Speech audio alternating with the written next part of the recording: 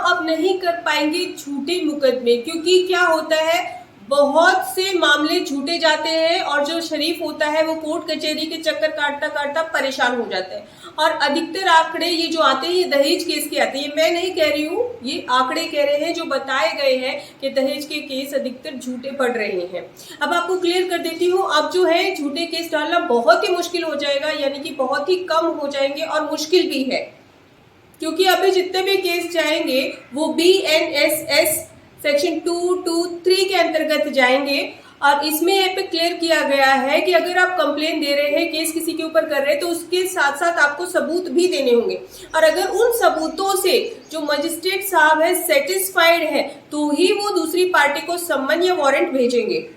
और यहाँ पर दूसरी पार्टी को भी मौका दिया जाएगा कि वो अपनी बेगुनाही के जो भी सबूत है, उसके पास जो भी एविडेंस है, वो पेश करे।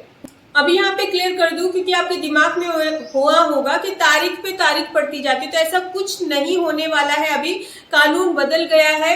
अभी अगर झूठा केस चल भी पड़ा है किसी तरह से, तो 90 दिन में उसका निपटारा किया जाएगा। अगर बहुत ही खराब सिचुएशन हो गई है तो ज्यादा से ज्यादा 180 डेज में उसका निपटारा किया जाएगा।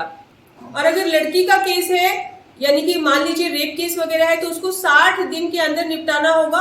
और अगर पुलिस चार्जशीट बना रही है तो उनको भी 60 दिन के अंदर चार्जशीट सबमिट करनी होगी, यानी बनानी होगी। यहाँ पे क्लियर हो गया होगा आपको कि किस तरह से अगर आपके ऊपर झूठा केस, एक तो डलेगा ही नहीं, अब अगर डल भी गया है तो आगे का प्रोसीजर क्या होगा, तारीख पे तारीख। अभी आपको परेशान होने की जरूरत नहीं है। अगर आपके पास थोड़े से भी सबूत है तो आप वो सबूत दिखा दीजिए, आपको किसी से भी परेशान होने की जरूरत नहीं है। फिर भी अगर आपकी कोई क्वारी है इससे संबंधित, तो आप हमसे व्हाट्सएप नंबर पर अपॉइंटमेंट लेकर हमसे बात कर सकते हैं। धन्यवाद।